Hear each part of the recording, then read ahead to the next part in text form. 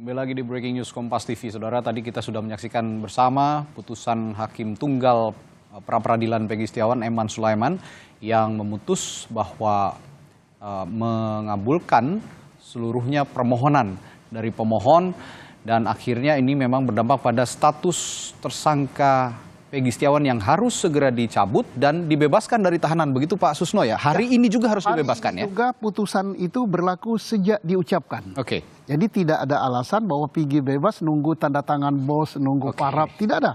Harus saat diucapkan hari ini juga berlaku. Oke. Nah, kalau tadi saya sudah minta respons dari Pak Prof. Jamin, saya ingin juga minta respons dari Pak Susno soal putusan hakim yang hari ini sama-sama kita saksikan. Putusan terhadap seseorang yang akhirnya benar terbukti salah tangkap, dan ini orang kecil begitu Pak Susno? Ya, pertama kita apresiasi Hakim Eman Sulaiman. Saya hormat dua. Oke. Bahwa keadilan, kebenaran tegak dari Pengadilan Negeri Bandung dari tangan Hakim Eman Sulaiman. Ya. Yang pertama, saya katakan bahwa menyoroti bahwa putusan ini tidak satu pun dalil penggugat yang ditolak. Oke. Berarti jelas Peggy ini salah tangkap. Bukan itu orangnya. Kemudian baru masuk ke prosedur. Prosedur menentukan tersangka salah. Kemudian alat bukti juga tidak berhubungan satu sama lain. Ada 8 atau berapa itu kan dalilnya. Berarti semua dalil itu diterima. Nah, karena semua dalil itu diterima, maka berkas yang ada di kejaksaan yang dikembalikan kemarin sebelum putusan ini, itu tidak berlaku lagi untuk Peggy yang ini, Peggy Setiawan ini. Nah, bukan berarti Polri selesai tugasnya. Apa tugasnya? Polri harus mencari siapa Peggy Peron itu yang sebenarnya. Cocokkan saja dengan DPO-nya. DPO-nya itu tayangkan aja kepada publik. Ada nggak di DPO itu tertulis nama Peggy alias Peron, pekerjaan, alamat, tempat tanggal lahir, dan sebagainya. Sampaikan kepada publik supaya publik juga ikut cari. Nah, dan ada 2 lagi kan, ada 3. Ada 3. Itu dicari supaya keadilan tegak. Kita tidak mau keluarga korban, keluarga Vina, keluarga Eki bersedih hati karena pelaku sebenarnya tidak tertangkap. Ada lagi satu lagi yang saya khawatirkan ini. Jangan-jangan, ya, Prof, jangan-jangan, ya mudah-mudahan jangan ya. Gimana ya? Yang sekarang dikurung di penjara, modelnya seperti ini juga. Menentukan tersangkanya seperti ini juga, keliru juga dia. Padahal ada yang dihukum seumur hidup bahkan. Lah, harus dikeluarin. Mudah-mudahan nanti hakim yang mengadili PK adil seperti Hakim Eman Sulaiman. Dan jangan-jangan juga satu yang sudah keluar, siapa namanya itu? Saka Tatal. Salah juga. Kalau saya pagi ini, saya sebagai seorang Polri yang amat cinta pada Polri, saya tidak menganggap Polri kalah. Saya menganggap ini adalah obat yang baik untuk institusi saya, untuk perbaikan ke depan. Jangan sampai Polri, organisasi saya yang itu milik rakyat, didorong ke depan, dimasukkan ke jurang karena pujian-pujian. Karena misalnya putusan hakim, wah kasihan polisi, wah polisi teman sejawat saya, kemudian dimenangkan. Jangan. Kita sangat mencintai Polri, beri obat. Obat itu biasanya pil itu pahit. Jadi sehari ini pahit rasanya, tapi ini obat yang paling baik untuk mengadakan perbaikan. Nah, kedua, mari kita lihat nasib orang-orang yang masih terpenjara sampai saat ini. Kalau seperti ini harus segera dipulihkan. Itu pesan Pak Susno ya. Nah, bicara tadi juga soal pembenahan, pengawasan, ini penting sekali juga dalam melakukan penindakan begitu Pak Susno kira-kira. Peran pengawasan yang banyak pihak menilai bahwa pengawasan terhadap Polri, terutama dalam melakukan penindakan, begitu masih terkesan lemah begitu. Meskipun di negara ini ada yang namanya Kompolnas. Apa yang harus dibenahi untuk sisi pengawasan ini? Saya berbicara pengawasan eksternal. Pengawasan eksternal secara politik itu diawasi oleh Komisi 3. Kemudian secara organisatoris pengawasan eksternal itu ada di Kompolnas. Tapi sekarang Kompolnas bukan saya ya, bukan Susno, mohon maaf ya Kompolnas ya, baca semua komentar rakyat Indonesia yang ada di, kita habis berita gini kan, Kompolnas ikut, pasti ada komennya kan. Komen. Di medsos juga begitu, bukan hasil survei ya, kalau survei kan ada sampel, tapi murni dari seluruh rakyat Indonesia, hampir 90% menghendaki Kompolnas itu jangan jadi jubirnya polisi. Mudah-mudahan Kompolnas sadar itu ya. Nah, yang kedua, pengawasan di dalam. Polri punya namanya inspektorat, punya yang namanya propam. Kalau untuk penyidikan ditambah satu lagi yang namanya wasdik, pengawas penyidik. Ya ini tidak bisa terbantahkan lagi fakta pagi ini. Berarti lemah. Karena apa? Kemarin ada statement dari yang mengatakan bahwa tidak ada kesalahan gitu dari Rudiana. Bahwa penyidikan sudah sesuai dengan prosedur. Katanya Kompolnas loh. Dan katanya Wasdik Polri, bukan saya loh. Kalau saya, mungkin saya boleh dimarah saya. Katanya Susno, apa bisanya Susno seorang petani jagung kayak gini. Enggak, tapi katanya Kompolnas. Katanya Kompolnas, katanya Dep Humas Polri, katanya siapa, sudah sesuai. Nah, sekarang terbukti malah aku tidak mengatakan siapa yang benar. Nah ini yang jadi catatan juga. Pil pahit ini untuk institusi saya mengadakan perbaikan ke dalam. Perbaikan tentang kualitas penyidik, kualitas pimpinan-pimpinan, kualitas pengawasan. Lalu bayangkan seorang Sirse Polda berani menganulir putusan pengadilan. Itu fiktif, itu nggak ada. Ini pengetahuan hukumnya di mana ini? Nah, akan dibiarkan orang seperti ini mimpin reserse level Polda Jawa. Kemudian saya akan tanyakan juga nanti penegakan disiplin ketika memang ada prinsip-prinsip hukum yang dilanggar oleh penyidik di Polda Jawa Barat. Bagaimana nasibnya ke depan? Tapi sebelum itu ke Pak Susno, saya akan tanyakan juga ke Prof. Jamin soal pengawasan ini tadi. Balik lagi, bagaimana peran Kompolnas sejauh ini melihat banyaknya ya boleh dibilang ini juga salah satu pelanggaran yang terbukti begitu dilakukan oleh penyidik Polda Jawa Barat. Ini terbukti di persidangan, sudah putus pra peradilan. Obstruction. Dari awal saya sudah katakan, jadi dalam menentukan seseorang menjadi tersangka itu harus berdasarkan bukti-bukti yang benar. Nah, dalam konteks penyidikan itu kan ada upaya paksa. Waktu kita melakukan upaya paksa penyidik harus ada yang ngawasin, namanya juga upaya paksa. Pasti ada cara-cara yang di luar dari kebiasaan, yang melawan segala macam. Nah, fungsinya itu harus ada pengawasan. Yang tadi sudah dikatakan ada Irwasda, ada Wasum, ada Wasdik. Dan memang gini ya, dalam sistem kita ada kelemahan kerjasama dan koordinasi. Waktu dilakukan SPDP sebenarnya itu jaksa itu harus ikut gitu loh untuk menilai semua bukti. Nah, kelemahan kita di Indonesia ini sampai saat ini peran koordinasi SPDP itu tidak berjalan dengan baik. Sehingga penyidik melakukan sendiri nih, menganggap dirinya benar begitu untuk mengumpulkan bukti. Sayangnya laporannya mungkin ke atasan juga baik, padahal atasan juga menganggap dia baik juga. Nah, jaksa juga dalam mengawasi tidak mengawasi. Seandainya tadi jaksa mengawasi dengan baik di antara penyidik ini, nggak mungkin terjadi seperti ini nih. Nggak akan. Sama seperti kasus-kasus di KPK kan jaksa dan penyidik sama-sama begitu. Jadi pra peradilan sungguh agak sulit bisa menangkan. Nah, itu yang pertama. Yang kedua, saya setuju sama Prof. Susno terkait dengan Kompolnas. Sekarang itu Kompolnas itu ex officio Menteri Dalam Negeri, ex officio Menko Polhukam. Lah, ini sebenarnya siapa yang diawasi siapa begitu kan? Harusnya independen gitu. Jadi jangan lagi ada institusi negara di dalam pengawasan negara sendiri yang akan diawasi begitu. Jadi harus direvisi nih undang-undang Kompolnas ini. Jadi harus direvisi. Jadi yang duduk di Kompolnas itu benar-benar orang-orang yang pingin memperbaiki kepolisian, memberikan masukan begitu ya. Jangan orang dalam ada di dalam diawasi. Jadi jeruk makan jeruk ibaratnya.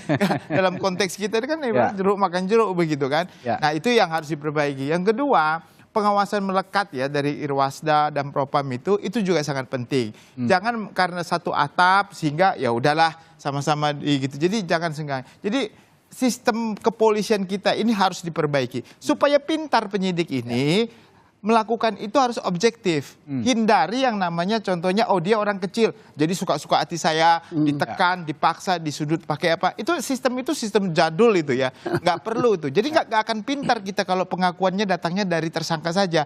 Pengakuan dari tersangka itu kelemahan, nggak akan pintar. Kalau kita mau pintar jadi penyidik, gunakanlah prosedur yang benar. Dia yang menentukan membuktikan dia adalah bersalah, bukan orang yang mengaku. Kalau dia mengaku, kita nggak akan pintar.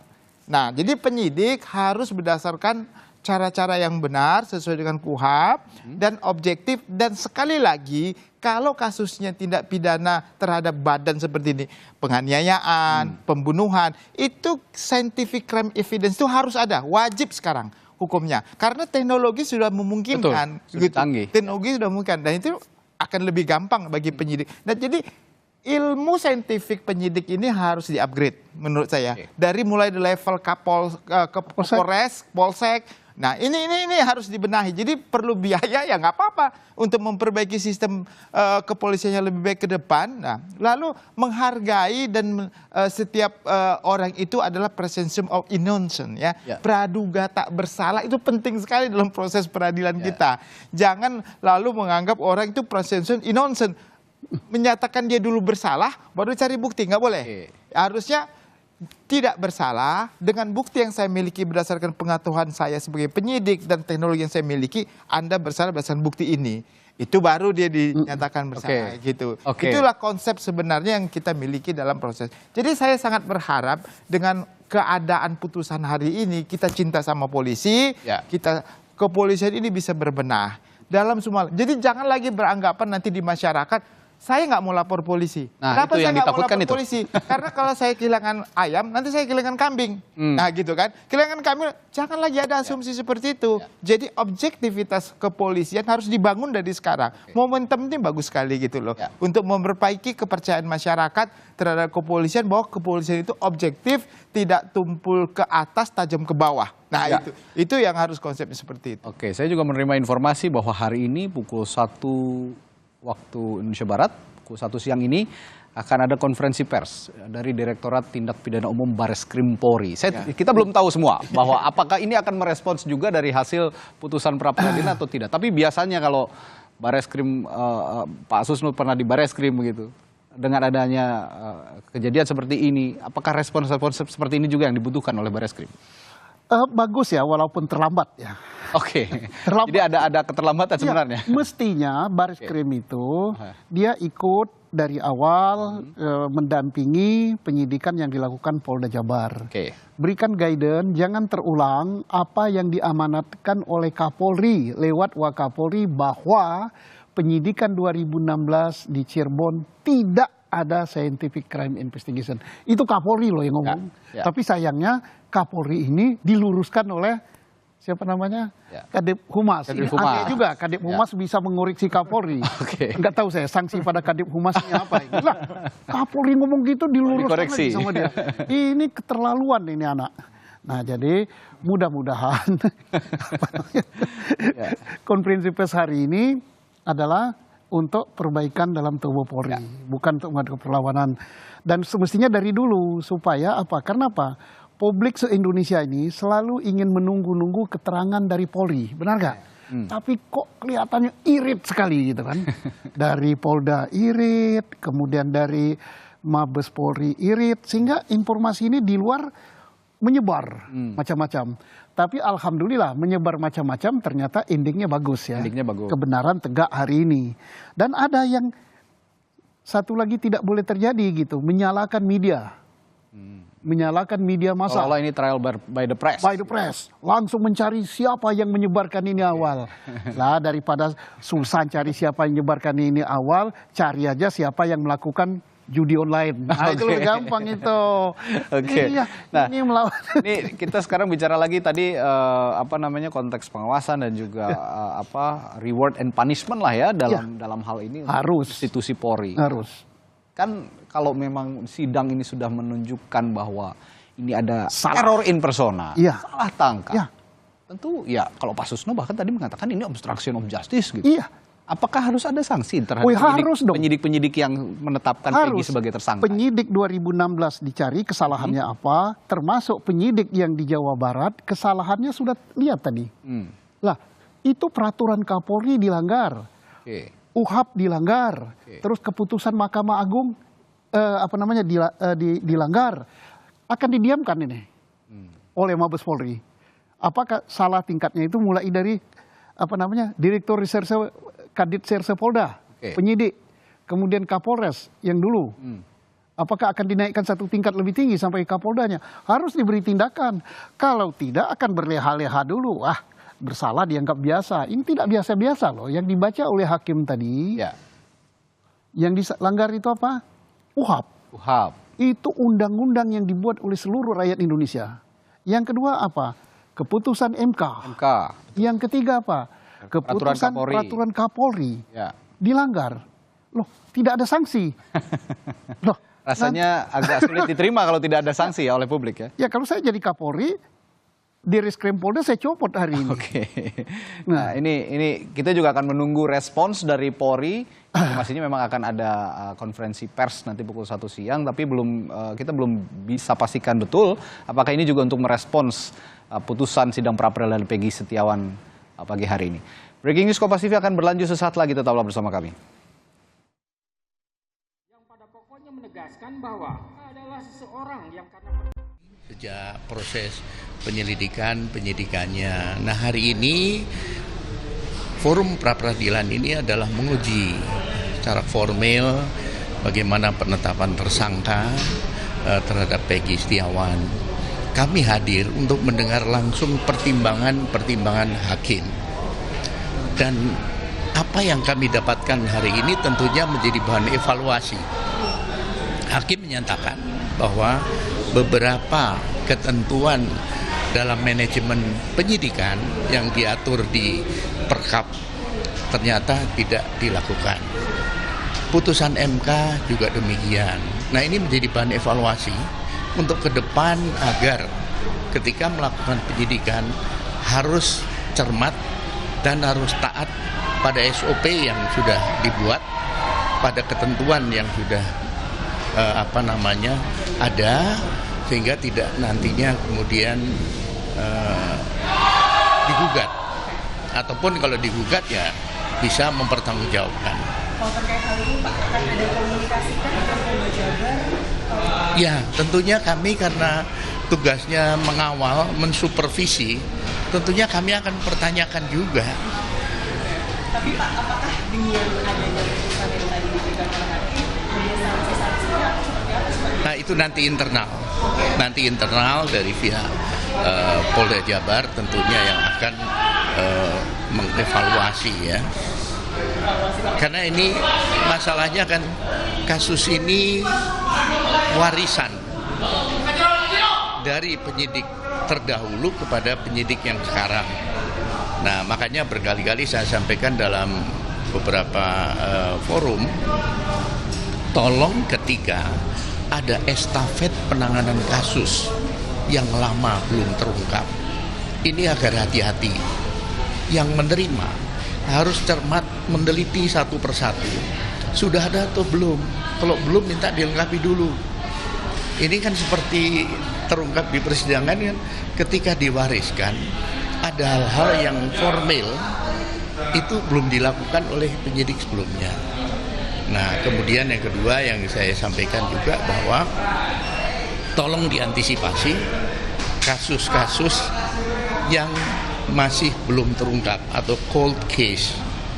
Ada beberapa pembunuhan ASN di Semarang, mahasiswa UI yang ditemukan di danau, pembunuhan pelajar di Bogor sudah sekian lama.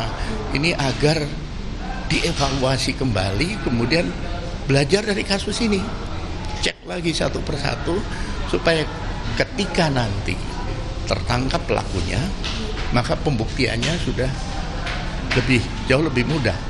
Ya. Dievaluasi dan pembelajaran. Betul. Jadi untuk masalah nanti tidak akan di internal. Ya. Makasih.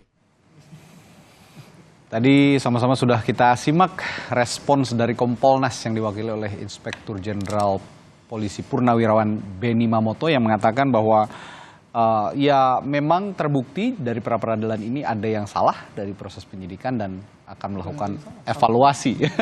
Nah, padahal kan sebelumnya juga kita tahu bersama bahwa Kompolnas ini mengiyakan bahwa prosedur sudah memenuhi syarat begitu ya. Tapi sekarang ada pernyataan berbeda dari Kompolnas ketika sudah menyaksikan putusan. Apa yang Anda tangkap, Pak Prof. Jamin dulu? Ya, jelas ya, artinya saya sudah katakan tadi terlepas dari kepercayaan saya terhadap Kompolnas dan personil di dalam.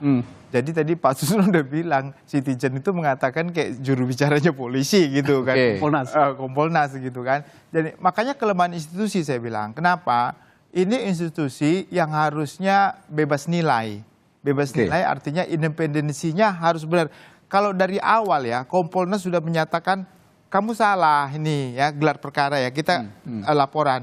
Kamu nggak boleh ditetapkan jadi tersangka atau udahlah kamu nggak usah lagi naikin gitu. Ini nggak akan terjadi kasus seperti ini begitu loh. Kita nggak akan lihat pra-peradilan ibarat kata dalam petik ya, saya mohon maaf ya. Seakan-akan nggak profesional gitu loh dengan putusan ini dalam proses penyidikan ini salah semua begitu kan. Harusnya dari awal dengan pengawasan atau rekomendasi ini harusnya Kompolnas mengatakan jangan, udah ya, jadi artinya stop, atau atasan penyidik udah kamu stop dulu. Nah, jadi ini semuanya perannya sama. Kita nggak bisa menyalahkan persis 100% ini salah penyidik. Enggak, saya nggak akan nyalakan penyidik. Pengawasnya karena penyidik setiap dilakukannya itu harus lapor atasannya. Dan atasan itu ada yang ngawasin gitu. Apalagi peran Kompolnas seperti ini sangat penting begitu untuk mengungkap. Pertama sekali saya ingat di media, itu mereka belum ngajuin pra-peradilan. Seingat saya pada saat itu. Belum. Dia bilang ini salah tangkap. Bahkan teriak-teriak itu tersangka waktu conference. Itu harus sudah kelihatan tutup mulut. Artinya ini oke, kita stop dulu. Ini kan sudah banyak ya, kita ambil bukti yang benar. Tapi ya apa boleh buat ya, karena memang keadaan seperti ini jadi dipertontonkan di media, semua melihat. Jadi kembali lagi, kita cinta kepada kepolisian. Saya sangat cinta. Saya cinta kepada Kompolnas. Cuma dalam proses due process of law harus benar supaya penyidik ini pintar. Jangan semua barang-barang alat bukti yang dilakukan dalam penyidikan harus sah. Saya sangat concern sekarang mengenai bukti yang tahun 2016. Contohnya CCTV ya. Itu handphone yang disita, motor yang disita pada saat kejadian itu di mana semua. Nggak apa-apa kita ungkapkan. Kalau ada penyidikan yang salah, dihukum penyidiknya, perbaiki. Nah ini menjadi pintar kan, akhirnya nanti lebih objektif dalam menilai. Itulah proses yang sebenarnya harus. Jangan semua alat bukti yang kalau kira-kira melemahkan dalam proses penyidikan, kita hilangkan, contohnya begitu ya. Kita ibarat contoh lah seperti ini. Kita hilang. Jangan. Semuanya dihadirkan. Biarlah nanti hukum yang menentukan siapa yang benar, siapa yang salah. Kan polisian nggak punya kepentingan di sini. Kepolisian sebagai penyidik, dia hanya menyediakan keadilan. Jangan ada kepentingan. Contohnya ada pesanan dari pelapor, pesanan dari terlapor. Jangan sampai ada seperti itu. Kalau sudah seperti itu, nanti nggak objektif. Kasihan penyidiknya, atasannya juga penyidiknya kasihan. Jadi, ada juga pernyataan menarik tadi dari Pak Benny Mamoto sebagai Komisioner Komisi Kepolisian Nasional yang mengatakan bahwa ini kasus warisan dari kasus sebelumnya. Apakah diksi kasus warisan ini ada dalam putusan dan dalam beracara di tindak pidana sebelumnya ada nggak istilah sebenarnya kasus warisan itu sih sebenarnya Pak Susno? Oh ini tidak ada, ini bukan kasus warisan. Kasusnya Peggy sebagai tersangka berbeda dengan penyidikan yang dulu. Yang 2016. Yang di pra-peradilankan ini adalah kasusnya Peggy. Peggy sebagai tersangka ini benar nggak? Salah orangnya apa enggak? Penetapan sebagai tersangka ini sudah mencukupi barang alat bukti apa tidak? Kemudian secara prosedur sudah benar apa tidak? Peggy yang dipersoalkan. Soal ini kasus 2016 lain lagi. 2016 yang sudah ketangkap sudah berakhir di 2017, penjara. Tinggal ada upaya hukum nanti PK. Nah PK-nya kalau nggak salah sudah persiapan dimasukkan. Jadi jangan dilimpahkan ini kepada 2016. Berbeda. Ini berbeda. Tapi kalau misalnya alasannya kasus warisan ya nggak ada mengungkap pelaku sebenarnya ini berarti berkas-berkas yang lama juga harus dicermati begitu oleh penyidik-penyidik yang saat ini. Iya. Itu yang dimaksud mungkin warisan itu. Saya kembali berbicara berapa kali saya di podcast saya, di media televisi, saya katakan kalau mau benar menyidik si Peggy ini kembali ke titik nol. Oke. Titik nolnya adalah 2016. Nama Peggy keluar ini dari siapa? Ternyata nama Peggy keluar ini dari mulutnya Rohiana. Itu Rudiana, ya. Sebagai saksi dan dia juga yang melakukan penangkapan dan lakukan interogasi. Rudiana dari siapa? Dari Aib. Aib benar nggak keterangannya? Aib melihat peristiwa ini dari jarak 100 meter, tengah malam, jam 10 malam, di situ gelap, dia tahu warna sepeda motor, kemudian tidak kenal dengan Peggy, tapi tahu itu wajah Peggy. Nah dari situ aja kalau penyidiknya benar, itu pasti bohong. Nah ini diyakini oleh siapa namanya Rudiana benar, sehingga nama Peggy ini keluar. Saya baca berkasnya, tidak sembarang ngomong ya, berkasnya tebal segini. Rudiana ngomong 1, 2, 3 sampai 11 orang. Nah kemudian dari mana? Dari situ. Inilah yang menjadi putusan pengadilan. Lah kalau diteliti dari sini, penyidik yang benar artinya keterangan Rudiana ini udah nggak beres karena berasal dari Peggy. Lalu kok digunakan dasar sebagai penyidik 2024 untuk menangkap Peggy yang sekarang. Nah, kalau begitu, bagaimana nasibnya semua orang yang saat ini sudah berada di dalam penjara, Pak Susno? Karena kalau memang Pak Susno mengatakan ini sudah tidak benar dari awal karena kesaksian juga salah. Nah, ini menetapkan tersangka ada 11 yang sudah di penjara saat saya katakan dari awal ini adalah justice obstruction. Obstruction of justice. Obstruction of justice. Ini peradilan sesat. Kenapa peradilan sesat? Mulai dari tingkat penyidikan salah. Kemudian tingkat dia penuntutan oleh jaksa salah juga. Pengadilan tingkat pertama sampai dengan kasasi nggak beres. Tapi mereka berlindung di bawah. Mereka sudah mengajukan yang namanya apa itu? Ke presiden itu gerasi ditolak. Lah ini pikiran yang picik sekali ini untuk cari kebenaran. Tidak begitu dong, telusuri dulu ini. Nah ini berarti kesalahan ini saya tidak mau nimpakan dan tidak mau ditimpakan pada polisi saja. Saya ini polisi yang sangat cinta polisi. Kesalahan selain polisi salah dalam penyidikan ada pada jaksa. Harus diproses ini jaksa yang menerima berkas ini. Kemudian hakim pada tingkat pertama, tingkat banding, tingkat kasasi, monggo komisi yudisial cari siapa hakimnya ini. Nah ini jangankan kita bicara 3 DPO yang kemarin ditetapkan di putusan pengadilan, berarti yang sebelumnya saudara 3 DPO ini juga jangan-jangan susah, nggak ada juga tapi gitu jangan-jangan. Pembunuhan terjadi. Nah, itulah. Maka harus dicari apakah akan mencari hanya 3 orang ini atau justru mencari siapa sih dan berapa sih pembunuh sebenarnya. Sebenarnya bagaimana begitu ya? Apakah 3, apa 4, apa 2 atau 1? Berapa orang dan siapa orang itu yang harus dicari. Ini yang juga menyulitkan adalah saat ini lemahnya scientific evidence tadi. Itu yang tidak dilakukan. Scientific evidence yang sangat-sangat lemah kalau saya lihat. Dari tingkat awal tidak dilakukan. Mana sidik jarinya? Mana CCTV-nya? Kenapa CCTV tidak dibuka sudah sekian lama disita? Kenapa HP-nya disita tidak dibuka? Kenapa darah yang di baju tidak diambil, darah yang di tubuh tidak diambil? Kenapa DNA tidak diambil? Ada yang mengatakan DNA ratusan juta. Siapa? Nggak pernah baca. DNA itu cuma 5 juta. Tapi kalau anggaran polisi nggak cukup, ya anggaran polisi udah cukup besar sekarang. Prof Jamin, dalam hukum acara pidana dan juga dalam hukum pidana lah ya, kita bicara hukum pidana. Saya juga ingin punya pertanyaan yang sama akhirnya dengan apa yang saya tanyakan ke Pak Susno. Yang saya tergelitik dengan kasus warisan yang dikatakan Pak Beni tadi. Apa respons Anda soal apakah memang ada istilah kasus warisan itu? Jadi ada beberapa tindak pidana yang pelakunya belum semua tertangkap. Nah, jadi belum semua tertangkap mungkin karena melarikan diri atau hilang atau tidak tahu di mana dia berada. Lalu diputus terlebih dahulu karena ini kan pasalnya pasal 55 ya, penyertaan gitu. Jadi yang dahulu kan diputus, setelah diputus ternyata yang lainnya belum dicari begitu. Seharusnya nggak perlu 8 tahun begitu ya. Artinya itu dia. Tahun 2016 sampai 2024 terlalu lama begitu sampai putusan putusan PK atau putusan kasasi ya, putusan kasasi yang terakhir. Itu sebenarnya nggak terlalu lama kalau memang 2-3 tahun itu sudah cukup lama begitu ya, 1 tahun 2 tahun harusnya cepat begitu. Nah setelah itu baru 2024 itu saya kira tidak sangat berpengaruh film itu gitu untuk bisa sehingga harus DPO harus dikejar begitu kan.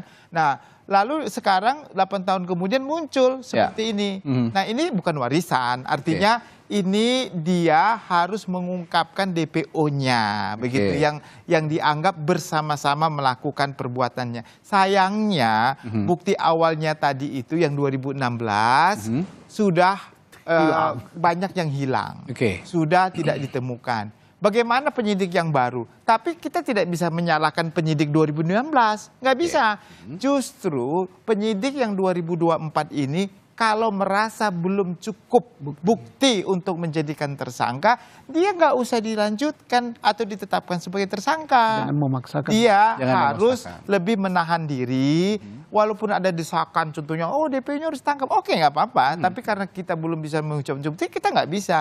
Jangan langsung tiba-tiba yang kita lihat sekarang ini Peggy Setiawan dihadirkan di conference lalu dia melawan di depan saya nggak jadi ini kan spontan resistensinya pada saat itu jadi rentan kan dan itu dibuktikan sekarang di persidangan berarti benar yang di conference itu orang yang benar-benar tulus benar-benar bukan pelaku kan kita jadi salah tangkap kan jadi malu seperti ini ya polisian tapi sekali lagi inilah pelajaran ya bagi ini justru tadi Pak Susno bilang ini pil yang pahit tapi pil bagus untuk mengobatin begitu ya kepolisian dan lagi saya kira saya harus pandangan kepolisian ini harus lebih independen ya apalagi di tingkat pengawasan ya saya kira lebih baiklah di tingkat pengawasan sekarang Kompolnas itu udahlah jangan lagi ada unsur pemerintah.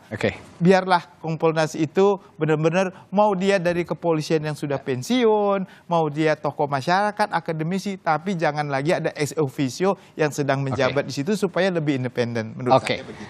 Nah, sebelum kita lanjutkan lagi nanti ini juga sekaligus menandakan begitu Prof Jamin, Pak Susno bahwa pra peradilan yang akhirnya dikabulkan begitu ya oleh Pengadilan Negeri Bandung menandakan bahwa penegakan hukum masih tajam ke bawah tapi tumpul ke atas karena ini rakyat kecil biasa, orang biasa yang bukan punya power apa-apa dan terbukti akhirnya memang tidak bersalah.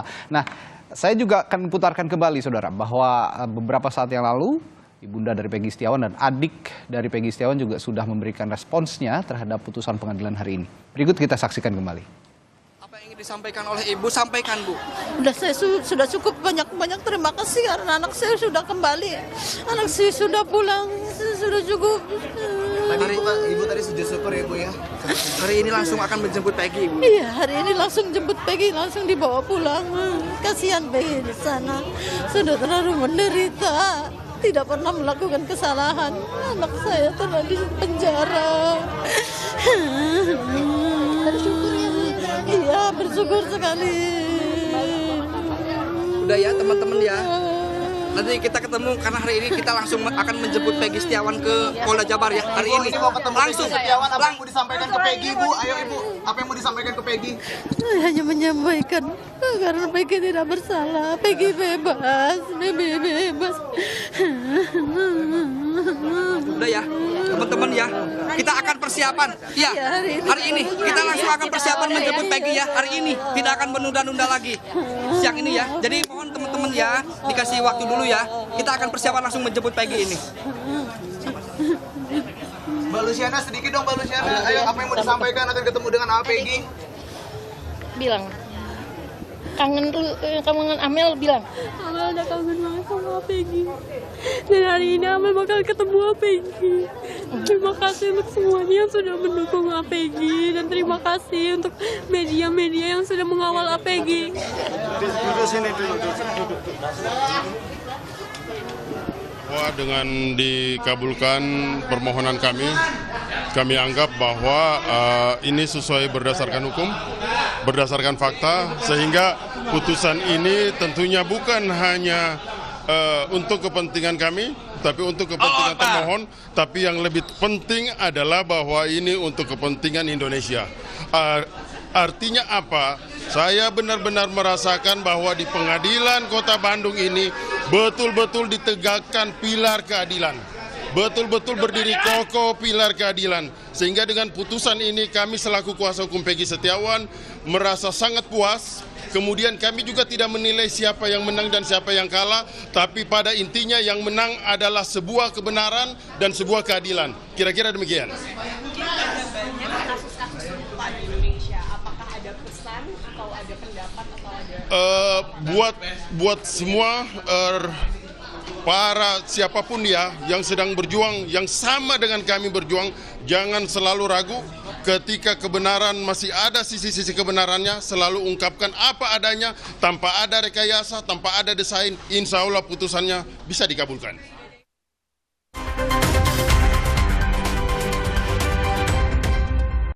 Oleh termohon yang berkenaan dengan penetapan tersangka atas diri pemohon oleh termohon. 6. Memerintahkan kepada termohon untuk menghentikan penyidikan terhadap perintah penyidikan kepada pemohon. 7. Memerintahkan kepada termohon untuk melepaskan pemohon dari tahanan.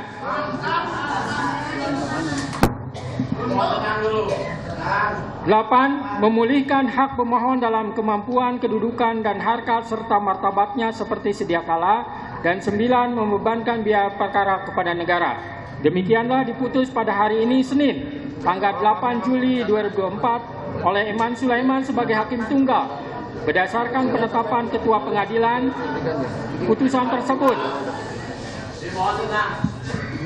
putusan tersebut diucapkan dalam persidangan yang terbuka untuk umum pada hari ini oleh hakim tersebut dengan dibantu oleh Muhammad Al-Atta sebagai panitera pengganti pada PN Bandung dengan dihadiri oleh kuasa pemohon dan kuasa termohon. Demikian putusan sudah dijatuhkan. Intinya permohonan pra-peradilan dari pemohon dikabulkan. Ya, dengan adanya putusan Hakim Eman Sulaiman tadi, maka Peggy Setiawan diperintahkan kepada Polda Jawa Barat untuk tidak kembali dilanjutkan penyidikannya dan segera dibebaskan. Tapi saya juga tertarik dengan respons yang diberikan oleh keluarga Peggy Setiawan, terutama oleh ibu dan adiknya tadi, yang mengatakan dengan haru begitu, Pak Susno, Prof. Jamin, bahwa menyambut dengan rasa syukur yang sangat mendalam. Dan mereka ini bukan orang yang bagaimana begitu, ini hanya orang kecil begitu ya. Dan sekali lagi membuktikan bahwa putusan pengadilan ini membuktikan bahwa hukum di kita masih tajam ke bawah, tumpul ke atas. Ada komentar soal ini Pak Jamin? Kalau melihat bagaimana orang kecil seringkali menjadi korban salah tangkap sepertinya. Ya, jadi kalau dari sisi peradilan ini, hakim ini benar-benar objektif ya. Kita apresiasi. Lalu terkait dengan kepolisian, makanya saya bilang dalam setiap tindak pidana yang terjadi dalam proses penyelidikan harus objektif. Tidak melihat siapa korban, tidak melihat dari siapa pelapor. Apakah korbannya itu adalah orang hebat, pelakunya orang miskin, sehingga bisa diperlakukan semena-mena, atau sebaliknya begitu ya, korbannya sebaliknya. Jadi tetap objektif. Memang sulit memang, karena pasti ada tekanan lah. Tapi kalau dia mau pintar, harus berdasarkan objektivitas, supaya ilmunya bertambah, begitu loh. Kenapa saya bilang ilmu bertambah? Kalau kita melakukan penyidikan didasarkan kepada pesanan tanda petik gitu ya, akhirnya kita menuruti apa maunya yang memesan kita begitu.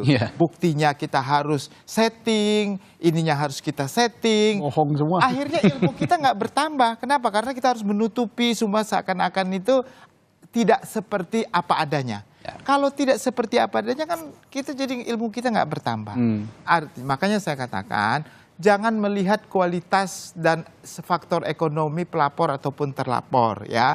Kita objektif saja ya dalam menilai itu. Nanti kita akan pintar, jadi kita akan bisa nggak repot begitu. Dan juga kembali kepada pimpinan di penyidikan, apakah tingkat Kapolsek, Kapolres harus peduli begitu dalam semua kasus begitu, harus peduli. Dia harus benar-benar melakukan pengawasan, jangan dibiarin, kasihan juga begitu mereka sama anak buahnya kalau dibiarin, akhirnya mereka menentukan sendiri. Baru yang ketiga, terkait dengan peran kejaksaan dalam mengawasi proses penyidikan sejak keluarnya SPDP. SPDP tadi itu harus semua proses. Polisi ini sekali lagi, saya mohon maaf ya dengan kepolisian, dia tidak bisa menilai kualitas bukti. Dalam proses penyidikan. Kenapa? Karena menilai kualitas bukti ini nanti ada pada kejaksaan. Karena dia yang bertanggung jawab untuk membuktikan apakah bukti ini nanti kuat atau tidak kuat.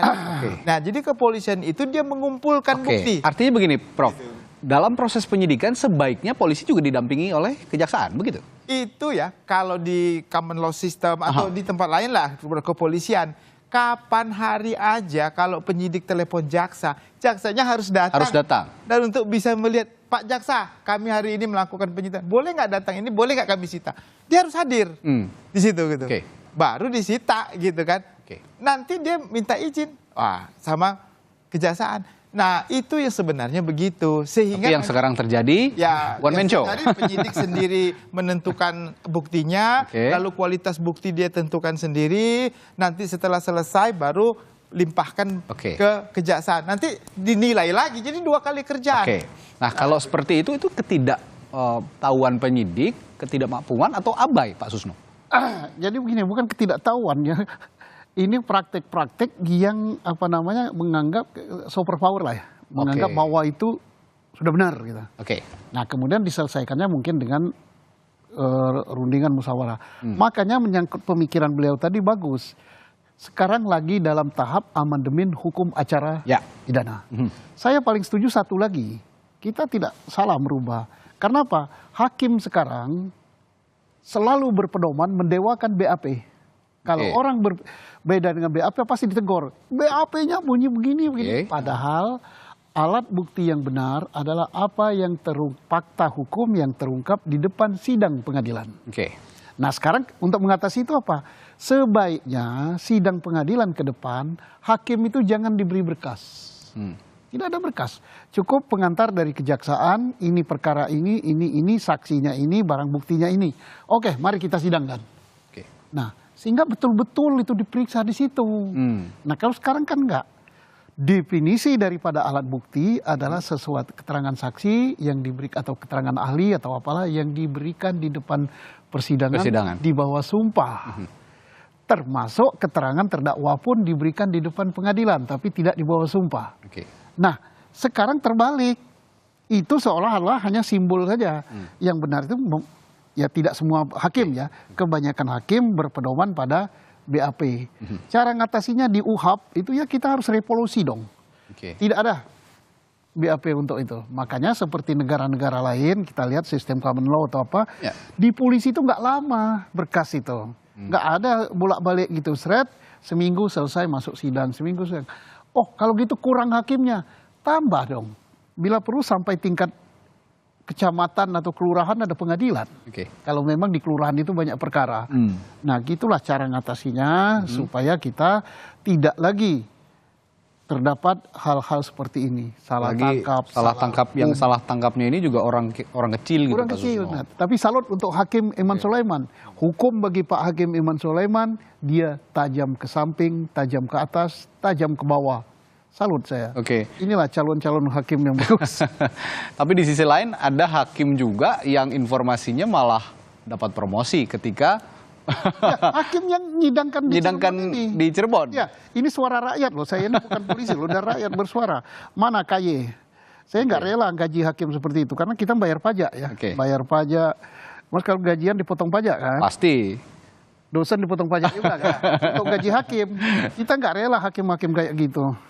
Ya, ini yang jadi catatan bersama. Seperti ini kalau bicara soal penegakan hukum ya, bukan hanya polisi ya Pak Susno ya? Lo bukan jangan hanya polisi saja. Jaksa, KPK, kemudian siapa lagi? Hakim. Ya, ini yang harus benar-benar berintegrasi. Saya juga sering lihat sebenarnya kalau di serial-serial crime investigation gitu ya. Itu film loh, bukan kenyataan. Tapi ya begitulah kenyataannya ketika polisi bekerja bersama kejaksaan beriringan pada saat penyidikan gitu. Ini yang harus kolaborasi ini yang harus menjadi diciptakan yang bagus. Nah, selanjutnya saya juga akan minta pandangan terakhir masing-masing dari Prof. Jamin dan juga Pak Susno. dari adanya kasus Peggy ini yang akhirnya terbukti bahwa ada kesalahan prosedur dari pihak kepolisian, lalu akhirnya sekarang sudah dibebaskan. Ke depan apa yang ya tadi kita sudah bicarakan lah ya, mulai dari pengawasan, perbaikan cara pola penyidikan, apa lagi yang kurang kira-kira untuk catatan ke depan? Ya kalau dari saya, pertama ya tentu penyidik harus menghormati semua prosedur yang ada, yang ditentukan dalam KUHAP, dalam Perkap Kapolri maupun dalam peraturan-peraturan yang ada.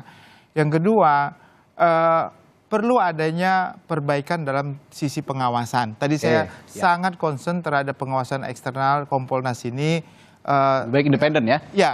Independen, jangan lagi ada unsur pemerintah di situ ya, yang ada kaitannya dengan kepolisian gitu. Benar-benar independen kalau mau koreksi. Yang ketiga, harus ada peningkatan sumber daya manusia dalam konteks penyidikan, terutama dalam konsep daripada scientific crime investigation. Itu harus benar-benar jangan malu belajar dari akademisi ataupun dari ahli-ahli di bidang investigasi dari dalam maupun di luar negeri. Nggak apa-apa, perlu biaya. Lalu sarana dan prasarana, contohnya terkait dengan forensik laboratorium. Nah ini harus punya, jangan hanya bilang oh kita polsek atau ini nggak punya, Polda nggak punya. Ini yang jadi catatan juga. Begitu loh. Jadi setiap Polda, polsek harus punya lab forensik criminal investigation supaya nanti jangan menunggu karena kasusnya perlu ditindak dengan cepat. Kalau daluarsa, barang rusak ya, dan juga ada zat-zat tertentu yang gampang menguap dan hilang, kita sudah sulit untuk pembuktiannya begitu. Jadi menurut saya kepolisian harus punya anggaran terkait dengan laboratory criminal investigation system yang baik begitu, sehingga kita tidak sulit lagi nanti untuk bisa membuktikan pelaku yang sebenarnya. Lalu yang keempat, saya berharap ya netralitas kepolisian. Ya jangan selalu jangan sampai ya ini duga masyarakat tajam ke bawah tapi tumpul ke atas. Jadi harus objektif. Oke, terakhir Pak Susno, saya juga ingin menyoroti sebenarnya spesifik singkat soal tidak meratanya kualitas penyidik. Tadi sudah disinggung oleh Prof. Jamin bahwa kalau di daerah katanya tidak ada ini dan tidak punya kemampuan untuk menyelidiki kasus-kasus tertentu. Ini kan kasus ini juga awalnya dari daerahnya cukup cukup jauh lah begitu dari ibu kota dan bukan kota metropolitan. Bagaimana Anda menyoroti soal ketidakmerataan kualitas penyidik? Pertama saya menyoroti dari sumber daya manusia ya. Penempatan personil di Polri di bidang apa saja harus sesuai dengan pendidikan, pengalaman, kemampuan dan integritas. Ini banyak dikeluhkan oleh adik-adik saya, penempatan sekarang ini tidak merata gitu. Ada yang jadi Kapolda berturut-turut, ada yang Kapolda nggak diganti-ganti gitu kan. Sementara ada yang lain sampai nangis pun nggak akan jadi Kapolda. Itu level Kapolda ya. Level Dir Kadit tingkat Polda juga gitu.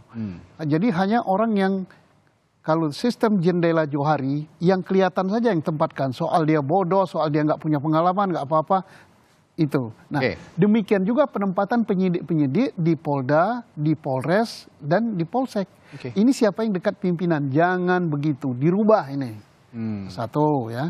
Yang kedua, putusan pengadilan ini, kesimpulan saya adalah pelajaran yang terbaik untuk Indonesia. Termasuk untuk lembaga. Hari ini telah lahir keadilan dan kebenaran dari Pengadilan Negeri Bandung di tangan Hakim Eman Sulaiman. Mari kita mengoreksi diri ya, khususnya lembaga-lembaga pengawas, misalnya Kompolnas tadi ya. Jangan lagi telah memberikan penilaian menjas gitu bahwa penyidikan telah sesuai dengan prosedur. Kami sudah cek bahwa ini bukan itu tugas Anda. Tugas Anda itu adalah untuk mengawasi, mengecek dan sebagainya, bukan untuk memberikan penilaian langsung di luar. Tadi kalau seperti Profesor katakan, seandainya betul dikatakan Anda salah, Anda harus begini, tidak terjadi seperti ini. Ini saya selaku Polri walaupun sudah pensiun ya, malu saya hari ini. Karena apa? Seperti ditampar, berapa itu? Seluruh dalil penggugat dikabulkan. Apa enggak merah. Tapi ini bagus untuk perbaikan. Ini bagus untuk perbaikan, dan yang menang hari ini bukan pemohon atau termohon, tapi kebenaran. Kebenaran sudah dibuktikan, dan kita masih menunggu nanti ada respons selanjutan. Ya, kalau tadi dari keluarga Peggy Setiawan sudah berespons, dari kuasa hukum sudah, dari Polda Jawa Barat sudah, tapi nanti dari institusi Polri keseluruhan sepertinya akan ada respons. Kita akan tunggu informasi-informasi berikutnya di program-program berita Kompas TV lainnya. Akhir kata, terima kasih Pak Susno Duaji, Pak Profesor Jamin Ginting sudah menemani saya di Breaking News Kompas TV untuk mengawal putusan pengadilan pra-peradilan untuk Peggy Setiawan. Dan akhir kata, saya Radi Saputro menutup Breaking News Kompas TV. Terima kasih.